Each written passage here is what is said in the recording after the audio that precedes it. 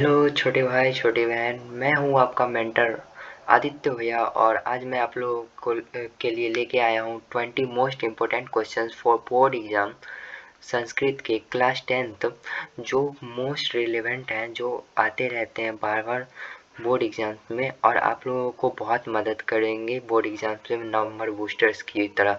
आप ये समझ लीजिए नंबर बूस्टर बैच है और इसमें सिर्फ इम्पोर्टेंट क्वेश्चंस ही आपको बताए जाएंगे। तो चलिए शुरू करते हैं। फर्स्ट क्वेश्चन है, मंगलम पाठ किस विषय से संबंधित है? मंगलम पाठ जो है बोल रहा है वो किस विषय से संबंधित है? तो इसका आंसर हो जाए ए, सत्य की महिमा। मंगलम पाठ लगभग सत्य, असत्य और आत्मा पे ही टिकी हुई है, तो ये आपको याद रखना है। अगले क्वेश्चन की ओर बढ़ते हैं। सत्यमेव जयते का अर्थ क्या है? सत्यमेव जयते का अर्थ है सत्य की ही जीत होती है।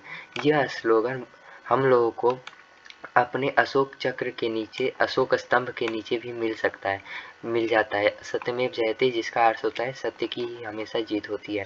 ये आपको याद रखना है, ये इम्पोर्टेंट में भी इम्पोर्टेंट है।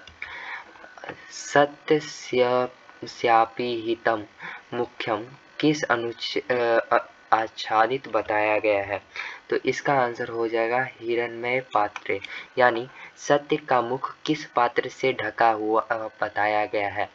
उपनिषद के हिसाब से सत्य का मुख हिरण्मय पात्र यानी सोने के पात्र से ढका हुआ बताया गया है। अगले क्वेश्चन की ओर तरफ चलते हैं। अरोरण्याम महतो मह्याम किसके लिए कहा गया है? यहाँ पे ये हो जाएगा आत्मा के लिए। और अनोरण्याम महतो मह्याम आत्मा के लिए कहा गया है। अगले क्वेश्चन की तरफ चलते हैं। सत्येन पंथ विततो देवायाम पंक्ति में देवयान पंथ का अर्थ क्या है? यानी देवयान, इस पंक्ति में देवयान पंथ का अर्थ क्या है? आपको हमेशा याद रखना है कि देवयान मतलब देवता होता है, पंथा मतलब पथ होता है यानी रास्ता, यानी देवताओं का मार्ग ही देवयान पंथा होता है। ये इस पंक्ति से कोई लेना देना नहीं है, बस वैसे ही पंक्ति दे दिया गया है, लेकिन आपको हमेशा संस्कृत को हिंदी में तोड़ना आना चाहिए। ये बहुत ही इम्पोर्टेंट है। और अगर जो आप लोग को नहीं आता है तो मैं इसके लिए डेडिकेटेड वीडियो बना दूंगा आप लोगों के लिए, जो आप लोग आराम से संस्कृत टू हिंदी और हिंदी टू संस्कृत कर सकते हैं। अगले क्वेश्चन की तरफ चलते हैं। अगला क्वेश्चन होगा, देवलोक का मार्ग किससे प्रस्तुत है? जैसा देवलोक का मार्ग किससे प्रस्तुत है? सत्य से। सत्य से प्रस्तुत होता है देवलोक का मार्ग। अगर हम लोग सत्य बोलते हैं तो देवलोक का मार्ग खुल जाता है। अगले क्वेश्चन की तरफ चलते हैं। यथा नद्यम स्थनदम समुद्रे में नदी किसकी ओर संकेत करती है? अलग अलग नदियां जो समुद्र में आके मिल जाती है, यथा नद्यम स्थानमान समुद्र, यानी अलग अलग जगह से आए हुए नदी को एक जगह पर मिलता है तो उसे समुद्र कहा जाता है। ये बताया गया है इसमें, यानी अलग अलग जगह से जो गंगा या फिर कुछ आता है, प्रशांत महासागर, हिंद महासागर बनता है, तो उसे ही समुद्र कहा गया है। अगले क्वेश्चन की तरफ चलते हैं। सत्य किस प्रकार का गुण है? सत्य, इसका आंसर हो जाएगा आंतरिक और सर्वोच्च गुण है। यह पाठ सत्य और आत्मा के पीछे घूमती रहती है, यह आपको ध्यान रखना है। सत्य किस प्रकार का गुण है? तो आंतरिक और सर्वोच्च गुण है, मतलब मन का और सबसे अच्छा गुण जो है वो सत्य है। हमेशा सत्य बोलने पे आंतरिक और सर्वोच्च गुण प्राप्त होता है। अगले क्वेश्चन की ओर चलते हैं।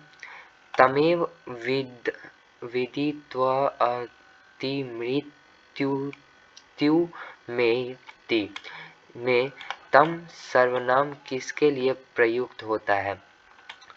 यानी ये जो पंक्ति दिया हुआ है इसमें बोल रहा है कि तम यानी तुम किसके लिए प्रयोग हो रहा है? तो इसका आंसर हो जाएगा परमात्मा। परमात्मा के इस पार्ट में पूरा परमात्मा के बारे में ही कहा गया है।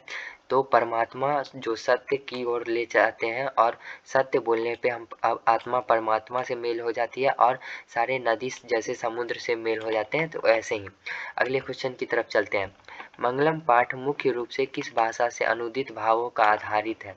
हम लोग जानते हैं कि मंगलम पाठ जो है उपनिषदों से लिया गया है। तो इसका आंसर हो जाएगा ऑप्शन नंबर सी। ठीक है, अगले क्वेश्चन की तरफ चलते हैं। सत्य पालन करने का परिणाम क्या बताया गया है? सत्य पालन करने का परिणाम उच्च लोक देवलोक की प्राप्ति बताई गई है। यानी सत्य अगर जो हम बोलेंगे तो उपनिषद के हिसाब से हम लोग कहाँ चले जाएंगे? देवलोक। हम लोग का देवलोक का मार्ग प्रशस्त हो जाएगा। अगले क्वेश्चन की ओर चलते हैं। अनृतम शब्द का अर्थ क्या है? यहाँ पे कई बच्चे ये गलती कर देते हैं। अनृत्यम मतलब यहाँ पे नृत्यम सुनने में आ रहा है, कई नृत्य को ज़्यादा प्रभावित कर रहा है, लेकिन नहीं, यहाँ पे अनित्यम मतलब असत्य होगा। आप ट्रिक से याद रख सकते हैं, अ भी लगा, इसमें भी लगा हुआ है और इसमें भी लगा हुआ है, तो ये छोटा सा ट्रिक है।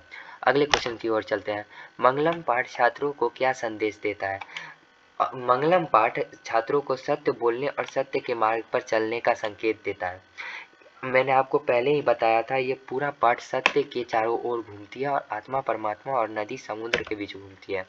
ठीक है, सत्यस्य शब्द का वचन क्या है? सत्यस्य शब्द जो है एक वचन है।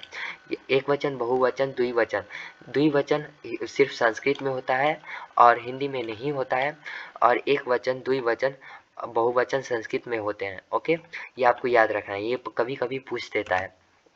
मंगलम कहाँ से संकलित है? ये आपको याद रखना है, मंगलम उपनिषद से संकलित है। ये मोस्ट इम्पोर्टेंट क्वेश्चन में से एक है, ये आता ही आता है। कोई भी क्वेश्चन आए ना आए, लेकिन ये क्वेश्चन आपको पूछ देगा। मोस्ट इम्पोर्टेंट टॉपिक में ये डाल देंगे। अगर जो आपको इस वीडियो का पीडीएफ चाहिए तो डिस्क्रिप्शन में मैं लिंक दे दूंगा, इससे उस पर जाके आप डाउनलोड कर लीजिएगा। अगर जो आप फेसबुक पे देख रहे हैं तो फॉलो कर लीजिए, अगर यूट्यूब पर देख रहे हैं तो लाइक सब्सक्राइब भी कर लीजिए। अगले क्वेश्चन की तरफ चलते हैं। मंगलम पाठ में कितने मंत्र हैं? मंगलम पाठ में 5 मंत्र हैं।